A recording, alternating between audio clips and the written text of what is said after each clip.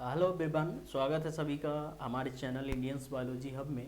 आज हम लोग बीएससी फिफ्थ सेमेस्टर के बॉटनी के सेकंड पेपर को यहाँ पर डिस्कस करेंगे, जिसमें हम लोग molecular biology and bio informatics से रिलेटेड बहुत सारे टॉपिक्स को डिस्कस करेंगे जो कि आपके एग्ज़ाम के पॉइंट ऑफ व्यू से इम्पॉर्टेंट हो सकते हैं। स्टार्ट करते हैं आज के लेक्चर को, जो कि आपके एग्ज़ाम के ही पैटर्न पर बनाया गया है।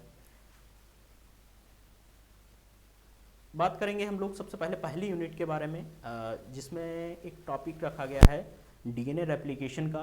डीएनए रेप्लिकेशन आप लोग जानते हैं कि ऐसी प्रक्रिया होती है जिसमें डीएनए अपने आप को सेल्फ रेप्लिकेट करता है और अपनी कई सारी कॉपीज़ को बनाता है। और ये रेप्लिकेशन की जो प्रक्रिया होती है सेल डिवीजन की प्रक्रिया में इन्वॉल्व होती है।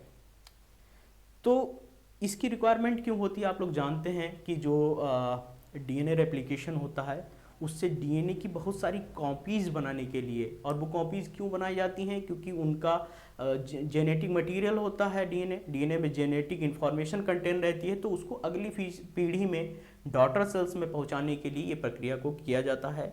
इस टॉपिक को आपको किस तरीके से लिखना, ये बहुत खास बात है। इस टॉपिक को 3 टाइप्स से पूछा जा सकता है और लिखा जा सकता है आपके एग्जाम के पॉइंट ऑफ व्यू से। एक तो डीएनए रेप्लिकेशन होता क्या है, what is DNA replication, describe the mechanism of DNA replication, यानी कि रेप्लिकेशन के बारे में आपको बताना होगा और इसके साथ साथ उसकी मैकेनिज्म क्या होती है, यानी कि कैसे इनिशिएशन होता है, कैसे इलोंगेशन होता है, कैसे टर्मिनेशन होता है। ये सारी चीज़ें आपको वहाँ पर बतानी होगी, तब आपका इस तरीके से ये टॉपिक कंप्लीट हो पाएगा। दूसरी तरीके से अगर पूछा जाए कि डीएनए रेप्लिकेशन इन प्रोकैरियोट्स करके या डीएनए रेप्लिकेशन इन यूकैरियोट्स करके टॉपिक को पूछा जाए, उसमें आपको सेमी कंजर्वेटिव डीएनए के बारे में बात करनी होती है। उसमें आपको जो डीएनए रेप्लिकेशन की स्टार्टिंग पॉइंट होता है, 80 रिच जो सीक्वेंसेस होते हैं वहाँ से होता है, उसके बारे में आपको डिस्कस करना होता है। बाई डायरेक्शनल रेप्लिकेशन के बारे में डिस्कस करना होता है। डीएनए पॉलीमरेज के बारे में इंपॉर्टेंस उसकी बतानी पड़ती है।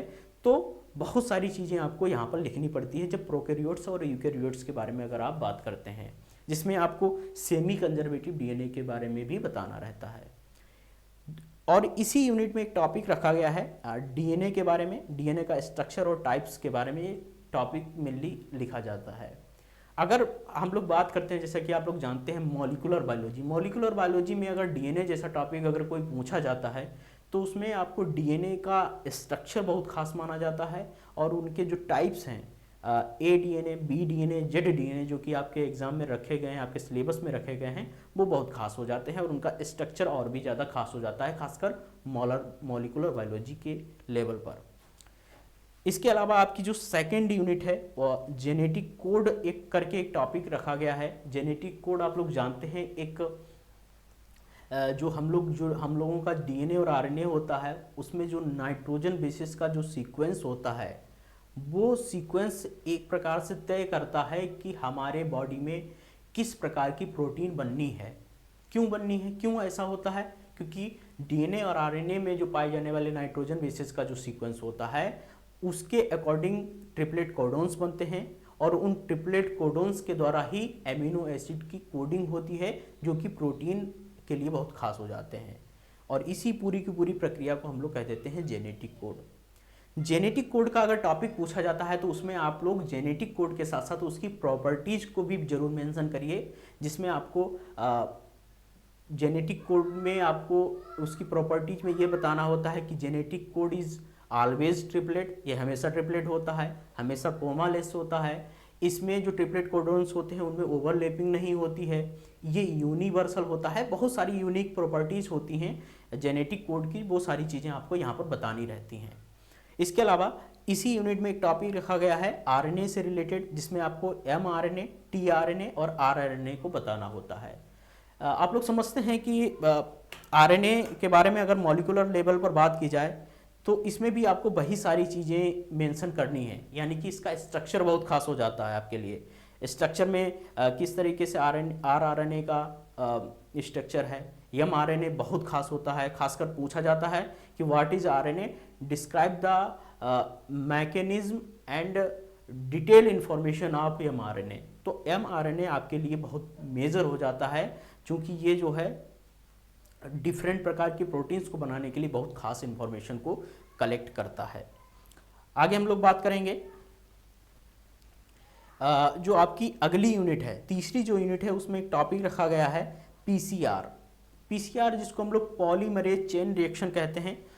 पॉलीमरेज चेन जो रिएक्शन होती है उसमें क्या किया जाता है, डीएनए को एम्पलीफाई किया जाता है, डीएनए की कई सारी कॉपीज को बनाया जाता है और इसकी जो प्रोसेस होती है वो 3 स्टेप्स में जो है समाप्त होती है। 3 स्टेप में इसकी प्रोसेस जो है कंप्लीट होती है, जिसमें आपको डीनेचुरेशन के बारे में डिस्कस करना रहता है, इसके अलावा एनिलेशन के बारे में और इसके अलावा एक्सटेंशन के बारे में भी बताना होता है। अगर आप पीसीआर रिएक्शन को तैयार करेंगे तो वो आपके लिए बहुत इंपॉर्टेंट हो सकता है, क्योंकि एग्जाम के पैटर्न को अगर आप एनालिसिस करेंगे तो पीसीआर बहुत इंपॉर्टेंट हो जाता है।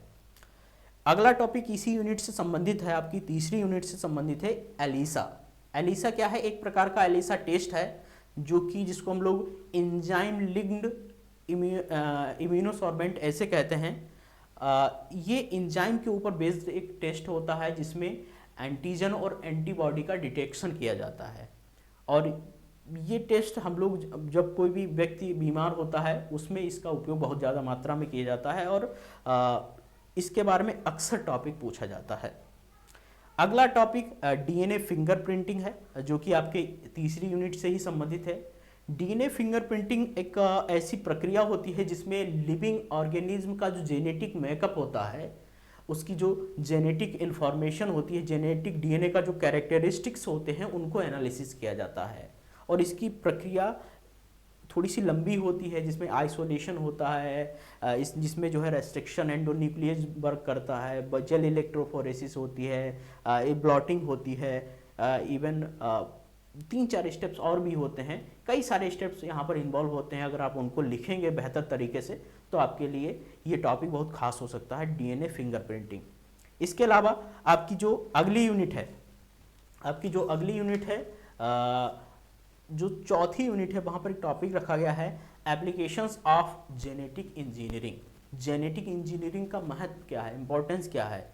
आप लोग जानते हैं जेनेटिक इंजीनियरिंग एक ऐसी ब्रांच है जिस ब्रांच के अंतर्गत जो लिविंग ऑर्गेनिज्म है, चाहे वो प्लांट्स हो चाहे वो एनिमल्स हो, उनको इतनी बेहतर तरीके से उनके लिए वर्क किया जा रहा है, बहुत इंपॉर्टेंट है। हम लोग खासकर यहाँ पर प्लांट्स की बात करेंगे।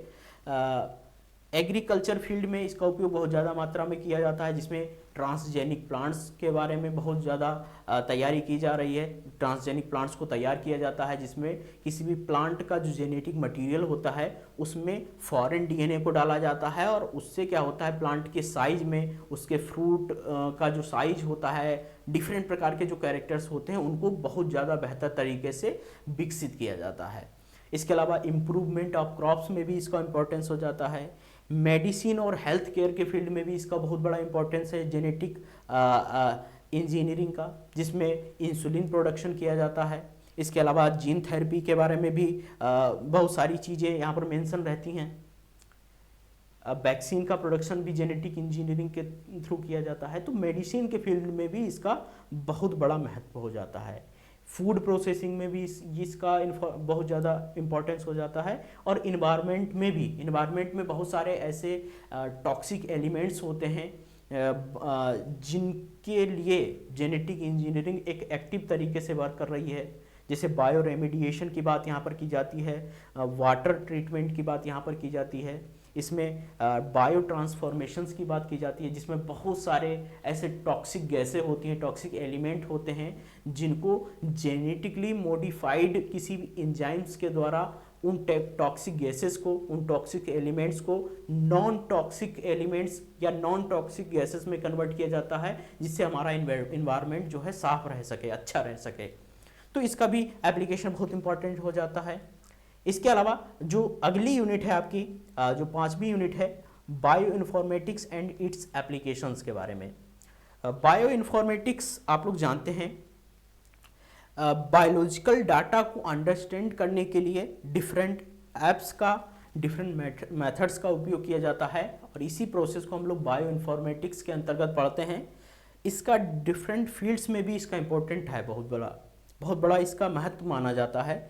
जैसे कि ड्रग इंडस्ट्री में ड्रग के डेवलपमेंट के लिए इसका उपयोग किया जाता है, इवोल्यूशनरी हिस्ट्री को एनालिसिस करने के लिए भी इसका उपयोग किया जाता है, माइक्रोबियल जीनोम्स जो होते हैं उनकी एनालिसिस के लिए, और सिस्टम जो बायोलॉजी होती है उसके फील्ड में भी इसका उपयोग किया जाता है। आगे हम लोग बात करेंगे, जो आपकी छठी यूनिट है उसमें एक टॉपिक रखा गया है बायोलॉजिकल डाटाबेस। क्या होता है बायोलॉजिकल डाटाबेस? बायोलॉजिकल डाटाबेस एक लार्ज अमाउंट में, एक बड़ी मात्रा में ऑर्गेनाइज्ड वे में कलेक्ट किया गया एक डाटा होता है, और उस डाटा की जो इंफॉर्मेशन होती है वो डिजिटल फॉर्म में कंप्यूटर के थ्रू, सॉफ्टवेयर्स के थ्रू एसोसिएटेड होती है, उनसे जुड़ी होती है। यानी कि डिजिटल फॉर्म में हम इस पूरी इंफॉर्मेशन को, बायोलॉजिकल डाटाबेसेस को समझते हैं, पढ़ते हैं। और जैसे कि हम लोग एक एग्जांपल के थ्रू समझने की कोशिश करेंगे, जेन बैंक, जैसे डीएनए और प्रोटीन्स के जो नाइट्रोजन बेसिस होते हैं उनका एक डाटाबेस होता है जिसको हम लोग जेन बैंक के नाम से जानते हैं। तो उसकी एनालिसिस जैसे की जा सकती है। एक हो गया आपका टेक्सोनोमी डाटाबेस, जिसमें टेक्सोनोमी का नोमेनक्लेचर है, क्लासिफिकेशन, बहुत सारी इंफॉर्मेशन रहती है। तो ये सारी इंफॉर्मेशन डिफरेंट फील्ड्स में डिफरेंट टाइप के कंपोनेंट्स के लिए हम लोग बायोलॉजिकल डाटाबेसेस के अंतर्गत पढ़ते हैं, और ये एक बहुत इंपॉर्टेंट टॉपिक है आपके एग्जाम के पॉइंट ऑफ व्यू से। आगे हम लोग बात करेंगे थोड़ा सा डाटा जनरेशन के बारे में। क्या होता है डाटा जनरेशन? डाटा जनरेशन एक ऐसी प्रक्रिया होती है जिसमें डिफरेंट प्रकार के जो कंप्यूटर सॉफ्टवेयर्स होते हैं या जितनी भी प्रकार की एल्गोरिथम होती है उनका उपयोग करके एक लार्ज अमाउंट में डाटा को तैयार किया जाता है। यानी कि एक डिजिटल बेस्ड या कंप्यूटर बेस्ड इंफॉर्मेशन ही होती है जो कि हमको बहुत पुराने समय से लेकर एक नए समय तक की एक पूरी की पूरी एनालिसिस को बताता है। इसके अलावा एक टॉपिक रखा गया है आपकी 8वीं यूनिट से संबंधित है। जो डाटा जनरेशन है ये आपकी 7वीं यूनिट से संबंधित है।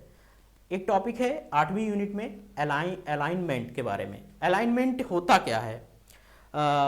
अलाइनमेंट एक ऐसी प्रक्रिया होती है जिसमें हम लोग डीएनए हो गया, प्रोटीन हो गया, उनका इवोल्यूशनरी लेवल पर, फंक्शनल लेवल पर और स्ट्रक्चरल लेवल पर कंपैरिजन करते हैं, एनालिसिस करते हैं, और इसी प्रक्रिया को अलाइनमेंट कहा जाता है। और इस टॉपिक को अगर पूछा जाए तो उसमें इसके टाइप्स को भी मेंशन करना होता है, जैसे कि local alignment, global alignment, different type के जो अलाइनमेंट्स होते हैं, मल्टीपल सीक्वेंस अलाइनमेंट। तो इन सारी चीज़ों के बारे में भी इस टॉपिक के अंतर्गत लिखना होता है। अगला जो टॉपिक है जिसको हम लोग कहते हैं फाइलोजेनेटिक एनालिसिस। फाइलोजेनेटिक एनालिसिस का मतलब क्या होता है? एक स्पेसिफिक टाइम में एक स्पेसिफिक टाइप की स्पीशीज को या किसी टैक्सा की इवोल्यूशन हिस्ट्री को समझना। इवोल्यूशन हिस्ट्री के बारे में समझते हैं आप लोग? इवोल्यूशन जब से वो उसका ओरिजिन हुआ है वहाँ से लेकर अब तक जो उसमें परिवर्तन हुए हैं, किस प्रकार के परिवर्तन होते हैं, किस प्रकार के परिवर्तन हुए हैं, उसके डिफरेंट प्रकार के जो लेवल्स हैं, चाहे वो डीएनए का लेवल हो या उसके मॉर्फोलॉजी के लेवल से, उन सारी चीज़ों के बारे में यहाँ पर एनालिसिस किया जाता है। तो ये भी एक प्रकार का एक इम्पॉर्टेंट टॉपिक है, लेकिन अलाइनमेंट ज़्यादा इम्पॉर्टेंट है यहाँ पर आपके लिए। अब आपके एग्ज़ाम में कुछ शॉर्ट नोट्स भी कुछ पूछे जाते हैं। आपका एग्ज़ाम जो है लॉन्ग क्वेश्चन और शॉर्ट नोट के वे में आ सकता है, उसी के अकॉर्डिंग इस एग्ज़ाम को तैयार किया गया, इस पेपर को तैयार किया गया है। सबसे पहला टॉपिक है यहाँ पर Griffith and Avery transformation experiment. Griffith साहब ने एक एक्सपेरिमेंट दिया था, उस एक्सपेरिमेंट के बारे में लिखने के लिए अक्सर पूछा जाता है। कई सारे पुराने अगर पेपर्स को आप लोग उठाकर देखेंगे जो कि पुराने पैटर्न के भी थे और नए पैटर्न के भी थे, तो आपको ये क्वेश्चन बहुत कॉमन मिल जाएगा शॉर्ट नोट में। ग्रिफिथ साहब ने क्या किया था, स्ट्रेप्टोकोकस निमोनियाई जो बैक्टीरिया होता है उसके ऊपर अपना एक्सपेरिमेंट किया था। उन्होंने इसको कल्चर मीडियम के ऊपर ग्रो कराया और वहाँ पर उनको 2 प्रकार के स्ट्रेन मिले, स्मूथ स्ट्रेन मिले, इसके अलावा उनको रफ स्ट्रेन मिले। स्मूथ जो स्ट्रेन मिले वो इन्फेक्शियस थे, यानी कि इन्फेक्शन फैलाने वाले थे। तो इस बेस पर उन्होंने पूरा अपना एक्सपेरिमेंट किया था और इसी एक्सपेरिमेंट को एवेरी साहब ने आगे इलेबोरेट किया। तो ये दोनों एक्सपेरिमेंट को कभी कभी जो है आपस में कंबाइन करके पूछा जाता है, सेपरेट करके भी पूछा जा सकता है। इवन आप लोग ग्रिफिथ का जो एक्सपेरिमेंट है उसको जरूर तैयार करिएगा, क्योंकि आपके एग्जाम के पॉइंट ऑफ व्यू से बहुत इंपॉर्टेंट है। लैक ऑपरेंट मॉडल जो कि एक एवरग्रीन टॉपिक है, आपको पता होना चाहिए इसके बारे में, अगर आप लोग पढ़ते हुए आ रहे हैं। जीन्स का रेगुलेशन कैसे किया जाता है वो इस मॉडल के अंतर्गत बताया गया है। जैकब और मोनोड साहब थे, उन्होंने इस लैक ऑपरेंट को दिया था, जिसमें आप लोग बहुत सारे डिफरेंट स्टेजेस की बात करते हैं, जिससे प्रमोटर क्या होता है, रेगुलेटर क्या होता है, इसके अलावा आपका ऑपरेटर क्या होता है, बहुत सारी चीज़ें, स्ट्रक्चरल जीन क्या होते हैं, इन सारी चीज़ों के बारे में यहाँ पर आप डिस्कस करते हैं। क्योंकि अलग अलग प्रकार के बॉडी में जीन्स होते हैं, उनको रेगुलेशन कैसे किया जाता है, उनको किस तरीके से डिफरेंट चीज़ें वहाँ पर रहती हैं, उनको यहाँ पर बताया जाता है। एक टॉपिक है यहाँ पर शॉर्ट नोट में, ब्लॉटिंग टेक्निक। क्या होता है ब्लॉटिंग टेक्निक? ब्लॉटिंग टेक्निक आप लोग समझते हैं, मैक्रो ऑर्गेनिज्म जो होते हैं, जैसे प्रोटीन हो गया, डीएनए हो गया, आरएनए हो गया, इनमें जो मॉलिक्यूलर बेसिस होते हैं, मॉलिक्यूलर जो जानकारी होती है, उनको पता करने के लिए ब्लॉटिंग टेक्निक का उपयोग किया जाता है। इनके टाइप्स बहुत इंपॉर्टेंट हो जाते हैं, जिसमें एक होती है साउथर्न ब्लॉटिंग, जिसमें आप लोग डीएनए डिटेक्शन के बारे में, उसके मॉलिक्यूलर लेवल के बारे में पढ़ते हैं। नॉर्थर्न ब्लॉटिंग, जिसमें आप लोग आरएनए डिटेक्शन के बारे में और उसके मॉलिक्यूलर लेवल के बारे में समझते हैं। इसके अलावा वेस्टर्न ब्लॉटिंग के बारे में भी आपको लिखना होता है, जिसमें आप लोग प्रोटीन्स के डिटेक्शन के बारे में, उसके मॉलिक्यूलर जानकारी के बारे में पढ़ते हैं। और ये सारी चीज़ें अगर आप लिखेंगे इस टॉपिक के अंतर्गत तो बहुत बेहतर टॉपिक ये आपका हो सकता है। आगे हम लोग बात करेंगे ट्रांसजेनिक क्रॉप्स क्या होती हैं, इंडस्ट्रियल एंजाइम्स क्या होते हैं। ये सारे टॉपिक्स आपके जेनेटिक इंजीनियरिंग से ही रिलेटेड हैं। जेनेटिक इंजीनियरिंग अगर आप लोग एमएससी जैसा कोई कोर्स करना चाहते हैं तो उसमें बहुत डिटेल में आप लोग पढ़ते हैं। ट्रांसजेनिक क्रॉप्स आप लोग जानते हैं कि ऐसी डिफरेंट टाइप की क्रॉप्स जिनके जेनेटिक मटेरियल में किसी फॉरेन डीएनए को डालकर या डिफरेंट प्रकार की इवोल्यूशनरी कैरेक्टर्स या डेवलप्ड कैरेक्टर्स को उत्पन्न करने के लिए उसमें जेनेटिक इन्फॉर्मेशन में चेंज किया जाता है इस टेक्निक के थ्रू, जिसके द्वारा डिफरेंट प्रकार की क्रॉप्स को बहुत ही प्रोडक्टिव बनाया जा सकता है। इंडस्ट्रियल एंजाइम्स के बारे में टॉपिक पूछा जा सकता है। आपके सिलेबस के अकॉर्डिंग अगर हम लोग बात करें तो 3 प्रकार के एंजाइम्स आपके रखे गए हैं। एस्परजिलेज का नाम का एक एंजाइम रखा गया है, प्रोटीएज नाम का एक एंजाइम रखा गया है और लाइपेज नाम का एक एंजाइम रखा गया है। अगर आप इन 3 एंजाइम्स को तैयार करेंगे तो आपके लिए बेहतर हो सकता है। आगे देखिए एक टॉपिक रखा गया है, scope of bio informatics. Bio informatics का महत्व क्या है, क्या स्कोप है डिफरेंट फील्ड्स में, उसकी बात हम लोग यहाँ पर करते हैं। अब आप लोग जानते हैं बायो इन्फॉर्मेटिक्स में क्या होता है, साइंस है, इंजीनियरिंग है, बायोस्टेटिक्स है, डिफरेंट टाइप के लेवल पर उसकी इंफॉर्मेशन को बायोलॉजिकल डाटा के रूप में उसको कंसाइज किया जाता है, एनालाइज किया जाता है और इसका उपयोग हम लोग ड्रग के निर्माण के लिए, जीन थेरेपी के लिए और इवोल्यूशन सिस्टम को समझने के लिए हम लोग इसका उपयोग करते हैं। आगे देखिए एक टॉपिक रखा गया है आपका construction of phylogenetic tree. Phylogenetic tree क्या होता है, इवोल्यूशन हिस्ट्री से संबंधित है। फाइलोजेनेटिक ट्री में आप लोग डिफरेंट टाइप की जो स्पीसीज होती हैं, जीन्स की जो फैमिलीज होती हैं, उनके इवोल्यूशन रिलेशनशिप को आप वहाँ पर पढ़ते हैं और समझते हैं। बहुत ज़्यादा होता है क्योंकि एक जीन का, एक स्पीसीज का दूसरे स्पीसीज के साथ क्या रिलेशन है, क्या उनके बीच में संबंध है, ये सारी बातें आपको यहाँ पर पढ़नी पड़ती हैं, लिखनी पड़ती हैं टॉपिक के अंतर्गत। आगे देखिए एक टॉपिक रखा गया है बायोसेफ्टी कंसर्न। बायोसेफ्टी का मतलब समझ गए होंगे आप लोग, जैव सुरक्षा की बात की जा रही है। ये बायोलॉजी का टॉपिक हो सकता है लेकिन ये उससे ज़्यादा एक जनरल टॉपिक है, एक जनरल इन्फॉर्मेशन का टॉपिक है। आप लोग जानते हैं डिफरेंट टाइप के ह्यूमंस की सुरक्षा से रिलेटेड, एनिमल्स की सुरक्षा से रिलेटेड, इसके अलावा आपके इन्वायरमेंट की सुरक्षा से रिलेटेड जो भी गवर्नमेंट के द्वारा पॉलिसीज़ चलाई जाती हैं, गवर्नमेंट के द्वारा एक एक रेगुलर वे में जो पॉलिसीज़ का रेगुलेशन किया जाता है, इंटरनेशनल लेवल पर आप देख रहे हैं इतने सारे युद्ध चल रहे हैं, किसका क्या इम्पैक्ट हो सकता है, वो सारी चीज़ें इस टॉपिक के अंतर्गत आती हैं। तो इसको आप तैयार करेंगे तो बेहतर हो सकता है, या आपकी एक जनरल इन्फॉर्मेशन के लिए भी अच्छा हो सकता है। एंटीबॉडी इंजीनियरिंग, एंटीबॉडी इंजीनियरिंग का मतलब क्या होता है आप लोग समझते हैं। डिफरेंट प्रकार की जो एंटीबॉडीज़ होते हैं उनको उन डिफरेंट टाइप के जो रोग होते हैं ह्यूमंस में, उनकी उसको आइडेंटिफाई करना और उसका उपचार किया जाना डिफरेंट मेथड्स के द्वारा, उसको इस टॉपिक के अंतर्गत इंक्लूड किया जाता है। तो ये सारे टॉपिक्स, इवन यहाँ पर ये जो टॉपिक रखा गया है ये तो वही टॉपिक हो गया आपका regulation of gene expression in prokaryotes. ये टॉपिक जो है लैक ऑपरेन ही है, ठीक है। लैक ऑपरेन मॉडल में जो आप पढ़ते हैं वही ये टॉपिक है, क्योंकि जीन एक्सप्रेशन कहाँ होता है, लैक ऑपरेन में हम लोग पढ़ते हैं। तो इतना अगर आप तैयार करते हैं, इतनी आप अगर स्टडी करते हैं तो आपके लिए बहुत बेहतर हो सकता है। आप देख सकते हैं आपके एग्ज़ाम लगभग दिसंबर के लास्ट वीक में हो सकते हैं, अभी कोई ऐसा कंफर्मेशन नहीं है। तो आप इन टॉपिक्स को तैयार करेंगे, लॉन्ग क्वेश्चंस को और शॉर्ट नोट्स को तैयार करेंगे तो डेफिनेटली आपके अच्छे नंबर के आने के चांसेस हैं। और साथ ही साथ आप लोग इंडियंस बायोलॉजी हब के साथ जुड़े रहिए, मेहनत करते रहिए और बहुत मेहनत करिए। अगर आप इतने टॉपिक्स तैयार करते हैं तो मान के चलिए आपका अच्छा हो सकता है एग्ज़ाम, बहुत अच्छा हो सकता है, बेहतर हो सकता है। Thank you so much.